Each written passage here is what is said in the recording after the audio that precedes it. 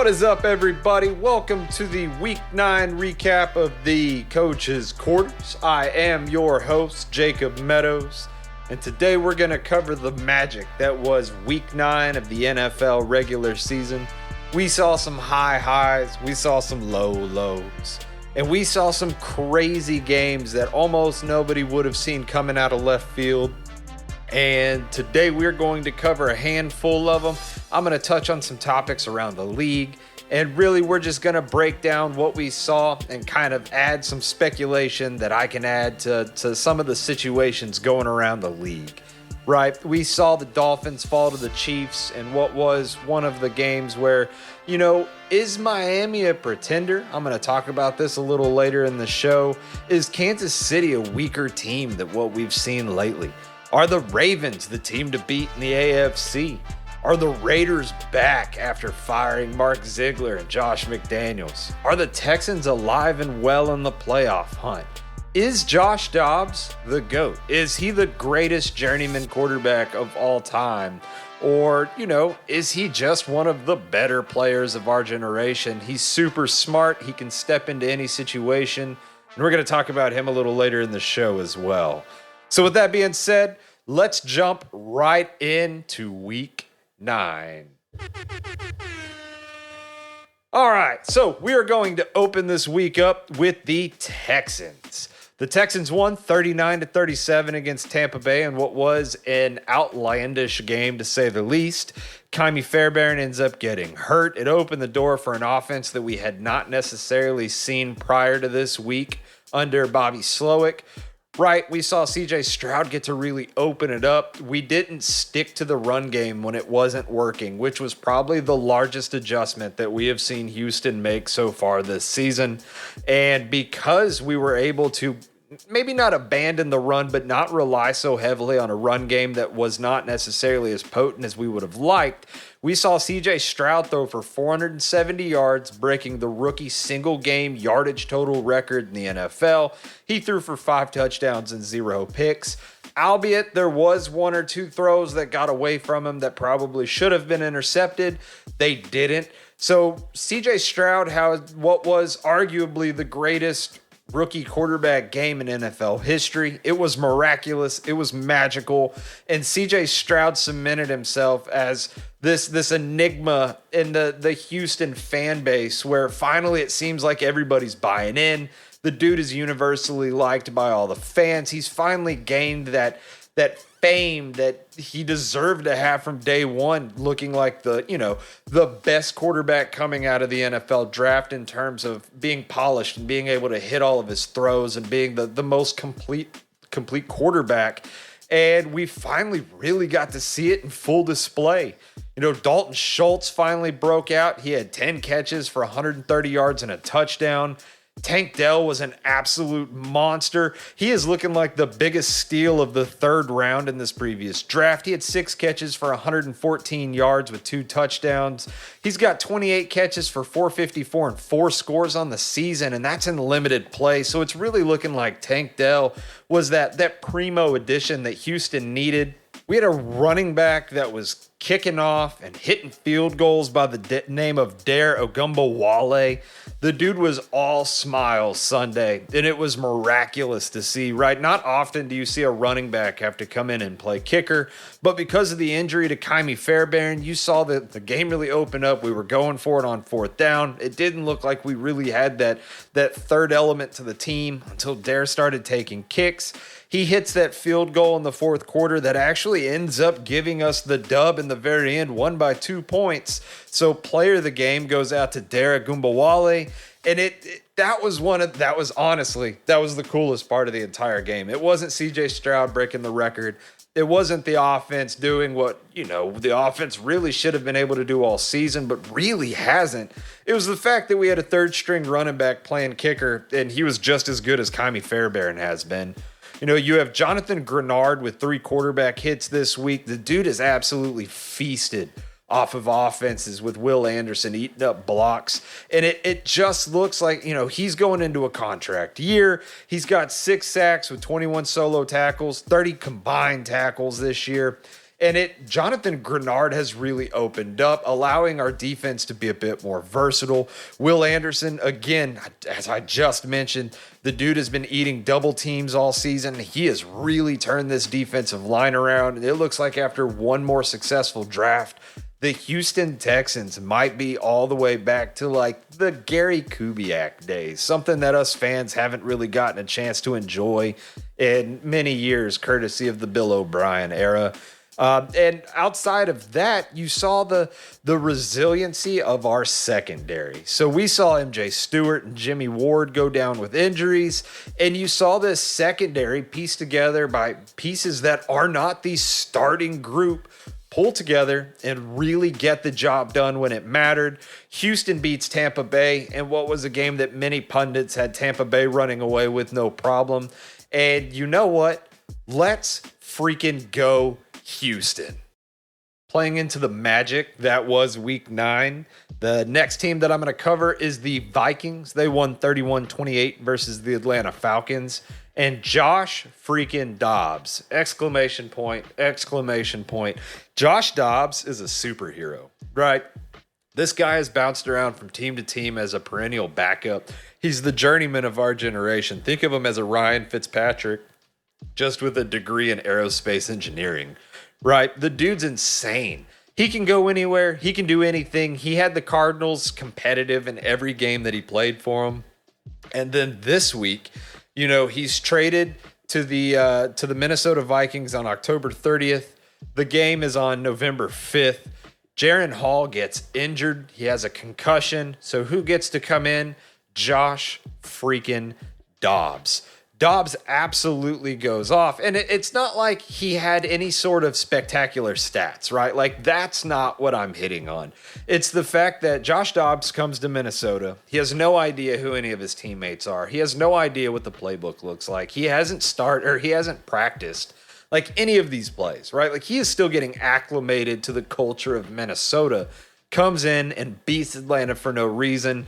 And there, you have to scream his name from the mountaintops, right? Like, it doesn't matter who you root for. It doesn't matter who your team is. If you're not a fan of Josh Dobbs, you are not a fan of NFL football.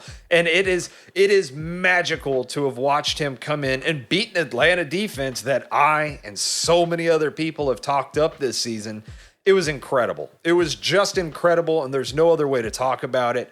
But on the flip side of Dobbs, right, before the concussion, Jaren Hall went 5 of 6 for 78. He had 2 carries for 11 yards rushing. And albeit, you know, Josh Dobbs has already been named the starter going into next week, Jaren Hall might actually be a decent quarterback. Minnesota might not be dead, man. Like, Minnesota might be able to come in on the heels of Kirk Cousins tearing his Achilles and be able to compete for this division with the Detroit Lions. Like, Minnesota has 2 quarterbacks that are dual threat quarterbacks, something that Captain Kirk is not. And you're going to be able to run a completely different offense. Not to mention that Justin Jets will be back in a week or two. I do believe that is the math behind that. So you add Jettis to this offense with a dual threat quarterback, whether it's Josh Dobbs or Jaren Hall, it doesn't matter. And all of a sudden, you have a Minnesota offense that can continue to compete despite losing their captain, despite losing their leader. Captain Kirk gets to be on the sidelines, gets to help the coaching staff, gets to help, you know, prepare the team as a veteran should, coming on the heels of an incredibly terrible and horrific injury. And Minnesota's not dead. There have been some bumps in the road, right? Cam Akers tore his left Achilles. That was the running back that Minnesota traded for at the deadline, or right before the deadline with the Rams. So losing him is a big hit. He was supposed to be that 1-2 with Alexander Mattison.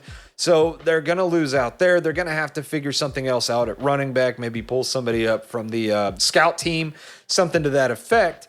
But Madison has looked pretty good over the last couple of weeks. You have TJ Hawkinson, who had 7 catches for 69 yards, and Jordan Addison with 5 catches for 52 yards in this dub against Atlanta, stepping up big. They're holding this offense together at a time when there is nothing but adversity in Minnesota. You have a Minnesota defense that's improving week in and week out. They're allowing a lot of points. They allow 28 points to Taylor Heineke in the Atlanta offense, but they're still winning games. You have a couple of people on that defense that are really playing well. Danielle Hunter looks amazing. Jordan Hicks has looked really good. He had 11 tackles and a sack this last game versus Atlanta. He's got 47 tackles, a sack, 1 forced fumble, and a pick on the year. And he's really looking like the focal point on this Vikings defense. The pass rush is slowly improving. Do the Vikings need help? Yes. Their secondary needs a lot of help. Their pass rush could use a little bit of help. Their linebacker depth could use a little bit of help. But all in all, at 5-4, Minnesota looks like it could make a wild card bid, and it looks like, maybe we'll see Josh Dobbs take them to that next level in the absence of Captain Kirk. And again, this was a magical week of football, and there is nothing more magical than talking about Joshua Dobbs, a journeyman quarterback who has only been here for 5 days, leading this team to a potential playoff bid. It's amazing. It's amazing. They started off so badly, and Minnesota has really had this really amazing comeback, and it's good for the sport of football. Keeping the magic train rolling, we are flying over to Las Vegas to visit the Las Vegas Raiders, who won 30-6 versus the New York Giants. And everything that I'm about to say, the New York Giants suck. The New York Giants are dead. However, the biggest winners of the trade deadline are arguably the Las Vegas Raiders. They fire head coach Josh McDaniels. They fire general manager Dave Ziegler. And what do? They promote former player Antonio Pierce to head coach, and they win their emotional opener under him in a commanding fashion. 30-6 is a massive dub for the Las Vegas Raiders. You saw Josh Jacobs absolutely go off for 26 carries, 98 yards, and 2 tutters. Hunter Renfro's finally getting targets again. Devontae Adams had more targets and receptions than the rest of the team. Aiden O'Connell managed the game pretty well, in my opinion. It's a good thing Jimmy G got benched. After Brian Hoyer got started over Aiden O'Connell, it's a great thing that freaking Josh McDaniels got fired. The Raiders ended up eating $85 million in dead cash for firing him. They did it anyways. Props to Mark Davis. Max Crosby looks like he might be a huge player for Defensive Player of the Year. The guy has 35 solo tackles, 9.5 sacks, and 1 forced fumble. He had 3 freaking sacks on the day against the Giants. Tyree Wilson, that rookie standout defensive edge player that they picked up from Texas Tech, looks like he's finally putting something together. He had a couple of tackles this game. He had a couple of pressures this game. It looks like he really might help solidify that Raiders defensive line across from Max Crosby. And, all of this is on the heels of Daniel Jones tearing his ACL in his first game back from injury. You have Tyrod Taylor that may not even see the field again this year. But you know what? The Raiders looked good. The players looked motivated to play for Antonio Pierce. All of this is happening after what ended up getting Josh McDaniels fired, allegedly, right? Allegedly, and this is coming from multiple reports across all of the big players in the NFL, like news droppers, is that they had this big team meeting and Antonio Pierce brought up the Patriots versus the Giants, and Josh McDaniels went off about, don't bring up the Patriots like that, this, that, and the other. So if Antonio Pierce can really bring this team together, which it seemed like Josh McDaniels had really lost the locker room anyways, you could see this 4-5 Raiders team bounce back and make a run. So this is going to be a really cool thing to watch. Maybe Brian Daboll isn't as good of a head coach as he looked last year. Maybe it was a fluke. Maybe he should go back to being an offensive coordinator, right? Like, there are things that you can say here, but the Raiders looked really good in this dub, and props to them. It looks like they're on the right track. They probably shouldn't have fired that last interim head coach that they had after the Gruden firing. I can't pronounce his name. I apologize for that. He really brought this team together in the same way that Antonio Pierce is. So, maybe they learned a lesson from that. right? Like, so maybe the Raiders are finally going to be able to do something right, give the fans something that they really want, give the players what they've been asking for, and maybe we'll see some freaking Las Vegas dubs that potentially none of us saw coming with Josh McDaniels under the helm. All right, to finally bring the magic full circle, right? To bring this train to a stop before we bounce around the league and kind of touch on some of the things that happened this week and some of the things that are really going on. We had the Ravens, the Baltimore Ravens, win commandingly against the Seattle Seahawks. They took a 37-3 dub. Seattle didn't know what was going on.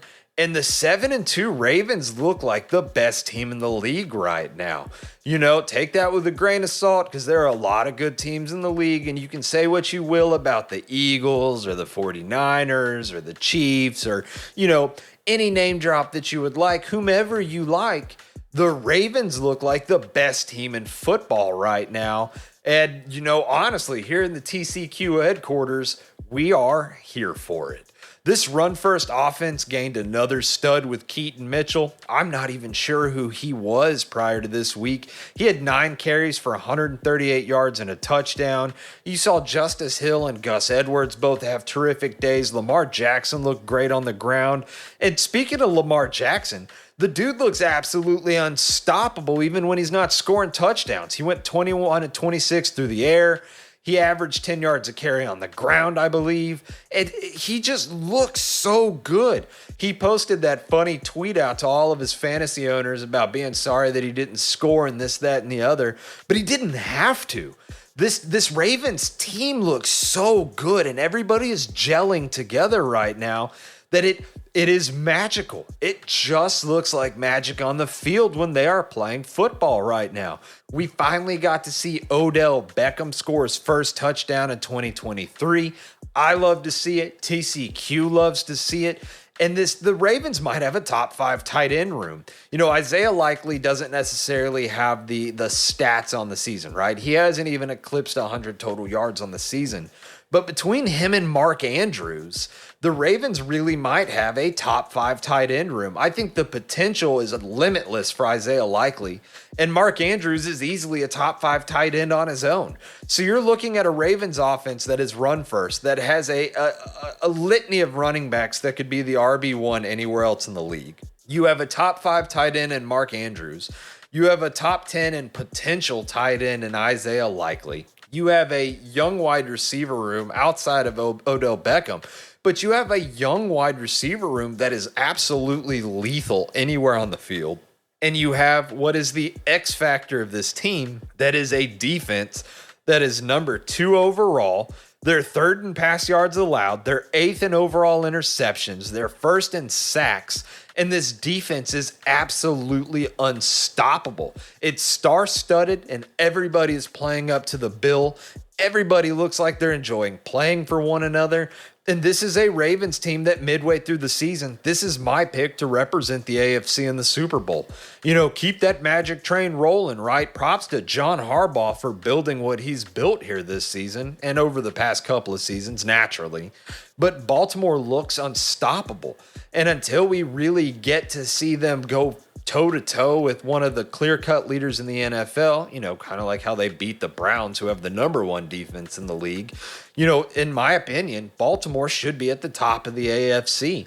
Granted, the Chiefs won this week, but Baltimore has looked better week in and week out than any other team in the AFC. Name drop whomever you would like. But Baltimore looks so good right now, and they have the stats to back that up. But that's going to, you know, that encapsulates the magical part of the week, right? Now we're going to deep dive into the little tidbits that happened around the league, things that are, you know, have really interested me, or things that are really going on that should, you know, have ripple effects through the league, right? My first question to all of you is, are the Dolphins the largest pretenders in the league this season? You know, the Dolphins are averaging, it's 35 and some change against sub 500 teams. They're averaging 17 points and some change against anybody above 500 this season. They've lost all 3 games to good teams that they have played this season. And you just have to wonder if the Dolphins are more of a bully to bad teams than they are a good team in the NFL this year. I mean, this game against the Chiefs, albeit in Germany, every time that you have to take a plane ride that's incredibly long to another country, the teams don't necessarily play the same as they would stateside, unless you're the Jacksonville Jaguars somehow. But they don't necessarily play the same. However, this Dolphins offensive line is not good. Their run game looked pretty good, but Tua seems to be falling off a little bit, and he doesn't have the time that he had earlier in the season. He took 3 sacks, but it's not an excuse when Patrick Mahomes took 2. And it's just one of these things where this Miami defense has enough holes in it that it looks like any major team can beat the Dolphins. The Dolphins are good. Do not get me wrong. This is going to be a legendary team. They're probably going to set records this season. But how much does setting records really matter if you don't win the games that matter, right? Like if you can't beat the good teams, if Miami has this terrific season and they get bounced in the divisional round of playoffs because they probably will have a first round bye winning their division, when you get bounced in the divisional round, what does it mean? It means that your season didn't matter. There's not enough going on in Miami to really have confidence that they can hang with any of the big teams. They've lost to the Bills. They've lost to the Chiefs. They've lost to the Eagles. And, as a Miami fan, you might say, we've only lost to teams that were representatives in the Super Bowl last season and the Bills, who have been incredibly good over the last couple of years. But what does that say for you as a team, right? So are the Dolphins the biggest pretenders? They're going to have this amazing season. They're going to set all these records. They're going to have all these stats. And if they get bounced in the divisional round, it's all for naught. It doesn't matter. And that's just, it's sad, right? Like, I don't like the Miami Dolphins. I never have. I can't imagine that I ever will. But it makes me sad because they're the most fun team to watch this year unless they're playing another good team. And in the same light, right, bouncing to another team, the AFC East, the Patriots are dead. And is this going to be the last season that we ever see Bill Belichick? As a Texans fan, I'm happy that the Patriots aren't good. But I hate that Bill Belichick is getting slandered the way he is. After the dude owned the NFL for 20 years. You can say what you will about his success being because of Tom Brady, but this New England defense has been good despite all the injuries. You're only as good as your personnel, and when all of your best personnel go down with injury, there's only so much you can do, and we're finally seeing what Bill Belichick is actually capable of doing. Right? His team has cratered. They're not good. And all you hear around the league is Bill Belichick done? Will he be fired after this season? And it's almost saddening to hear, take away all the scandals, take away all the Brady love. And Bill Belichick was the greatest coach in NFL history, bar none. And to hear all these pundits talk about, like, should Bill Belichick be fired? It's crazy to me because Bill Belichick has done things that nobody will ever recreate. Nobody will ever topple him as the greatest coach in NFL history. Add as many games to the regular season as you want. Nobody will ever win that many rings. Nobody will ever create a dynasty like New England did. And it's just one of those things where, the Patriots are done. And if Bill Belichick is fired after this season, or if, he resigns, but is forcefully forced to resign, hats off to Bill Belichick for the greatest career in NFL history, man. And as a Texans fan, I hate to see what has happened to him, and I hate to see his name dragged through the mud just because, Mac Jones isn't as good as advertised coming out of Alabama. And the Bill Belichickian way of bringing in washed up receivers no longer works when you just, you have a shitty quarterback under center. Moving away from a little bit of the sadness, right? Moving away from the AFC East, a little less doom and gloom with the Texans at 4-4 and the Jacksonville Jaguars coming off of a bye week, but the Jacksonville Jaguars at 6-2. Is it realistic for Houston to make the playoffs? This is my question to you guys. I think Houston has a legitimate way into the playoffs as a wild card team if they continue to win. Will we see the aggressive offensive approach that we saw against Tampa Bay week in and week out until the end of the season? Probably not. Will our lack of a run game hamper us? Yes, probably so. Will we make the playoffs? 50-50, right? If we don't, it's not the end of the world, right? This is DeMeco Ryans' first year as a head coach. The playoffs were never the goal this season, but it's realistic that we could take that second spot in the AFC South. We could find our way into a wild card seed with a weak AFC this year, and that is awesome. That is one of the coolest takeaways midway through the season, is that it's realistically possible that the Houston Texans make the playoffs with a first-year head coach, with a first-year offensive coordinator, with a first-year quarterback, with a first-year cornerstone on defense in Will Anderson Jr. It's magical to play into this week's episode. It is just magical. Now, bouncing back to the AFC East, because I had to take a little break, but bouncing back to the AFC East. After another loss, albeit to the Bengals, who are a juggernaut again now that Joe Burrow's got his shitty games out of the way, are the Bills on a warpath to postseason elimination? Are the Bills going to not make the playoffs? Are they going to make my preseason show remarks true? Right? Earlier in the season, if you were following the show, I said that, maybe we see the first year in a while where the Bills don't even qualify for the postseason. Will Josh Allen miss Brian Daboll? Will they not make it? Well, all of these injuries, they're starting to make it look like the Bills really might miss the postseason. Is it good for the Bills? Maybe. They could use a better draft pick. There are some holes on that team that really need to be filled. There are some large contracts looming in the future. But we really could see the Bills miss the playoffs, and that is wild considering how good they can be. But we have witnessed quite the precipitous fall off from Josh Allen. He can't seem to get this offense moving. The Bills have no idea how to draft and or develop a running back. And Stephon Diggs can only carry this wide receiving core so far. Gabe Davis has been okay, but they really need a better clear-cut wide receiver too outside of Stephon Diggs.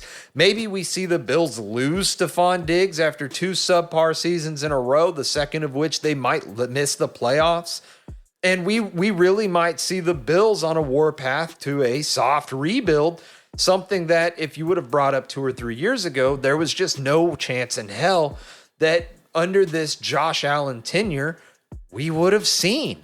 This is a Bills team that most people didn't expect. And granted, don't get me wrong, I have been very vocal about all of these injuries to the Bills defense being the cause of this fall off. And maybe my preseason remarks would not have been correct should their defense have stayed healthy.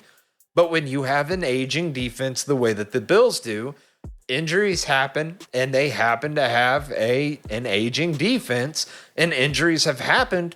And the next man up mantra is not working this year for the Bills. So maybe the Bills don't see the postseason this year, which opens a lot of doors in a weak AFC in the 2023 season. Moving on to the NFC for a little bit, the Bears swung a deal for Montez Sweat at the trade deadline. They then immediately signed him to a 4-year, $98 million contract with $72.9 million guaranteed. Is Tyson Bagent the future at quarterback for the Chicago Bears, courtesy of the massive contract that they gave to Montez Sweat? Justin Fields' contract is up next season. Could we potentially see the Bears deal Justin Fields or let him walk in free agency as they spend money elsewhere on the team and try to take a more team-friendly approach where instead of giving your quarterback $280 million, they're going to spread this money around the team, building a better team and giving Tyson Bagent the ability to come in, earn his spot on the team and play with better ballers instead of just spending a quarter of the cap room on a quarterback. And quite frankly, with as good as Montez Sweat has been in Washington, and with as good as some of these pieces in Chicago are, I think this might be the move, and I think this might be the best move. Do I think that Chicago is hampered by their coaching staff? Yes, we could see a shakeup in the front office and in the coaching for the Chicago Bears this offseason. But I do think that giving Montez Sweat this money was a big step in the right direction. I think he's going to shore up one of the edges for Chicago. Chicago's got a litany of draft capital, and I think that we are starting to see the beginning of a step in the right direction for the Chicago Bears. And, maybe they might be relevant again sometime in the next 4 seasons. Something cool to monitor. Just because they believed in Montez Sweat, they brought him in and they gave him this contract, we might be seeing the beginning of the end for Justin Fields, and we might see Chicago really starting to focus on building a team rather than bringing in a flashy player that sells jerseys, right? Moving on, Arizona. Kyler Murray is back. If you are a Kyler fan, if you followed Kyler at all during his college career, Kyler is back off the heels of that ACL. They dealt Josh Dobbs to Minnesota. Clayton Tune had his first start this previous Sunday, scored 0 offensive points, got blanked by the Cleveland Browns. Kyler Murray is back. What does this mean for Arizona? Almost nothing. The season is over for Arizona. Kyler is coming back, and this is going to more or less be a pitch for what they might be capable of next year. It's a chance for them to ruin their chance at a good draft pick, and it's a chance for Kyler to really knock some of this rust off after all these games he's missed and get some chemistry developing between him and some of the players on this team. You have standout rookie wide receiver Michael Wilson. He'll be able to get reps in under Kyler. That's great for them. You have the running back, DeMarcado, who's been the RB2 behind James Conner, who's going to be able to get reps with this offense and potentially unseat James Conner in the future after the contract that they gave him. And you're going to be able to see things like, will we see Hollywood return on a contract? We'll be able to see if Kyler and Hollywood still have that connection, if they're able to build anything moving forward.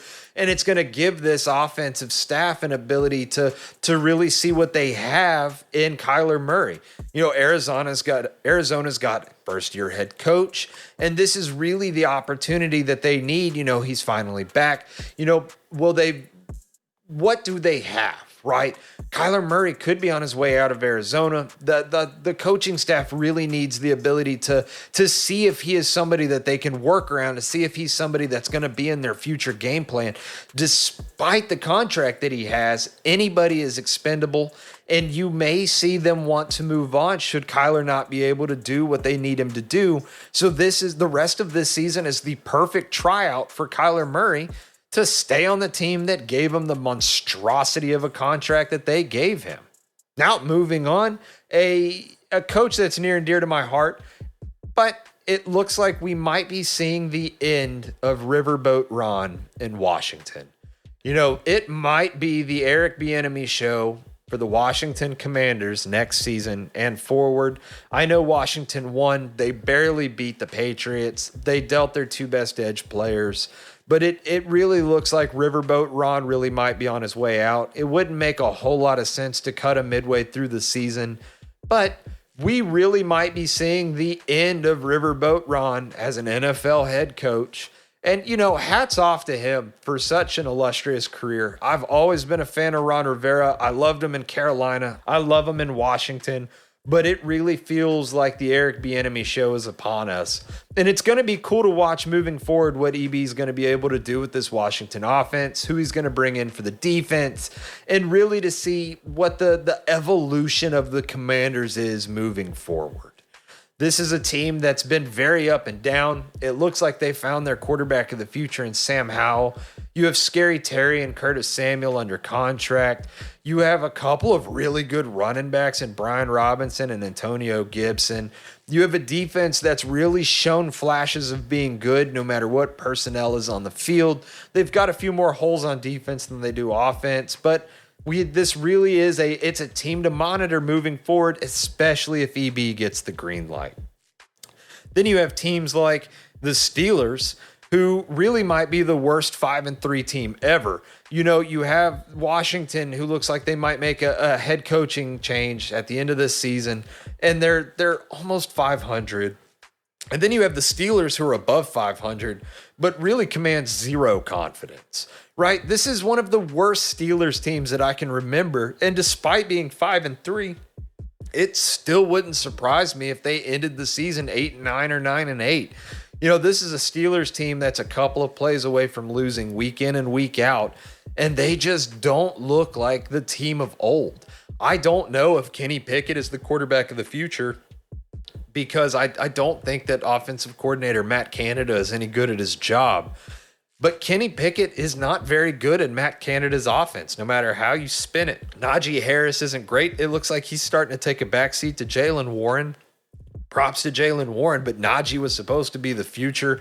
You have George Pickens asking, free me on Instagram because Deontay Johnson finally scored his first touchdown in like 600 days.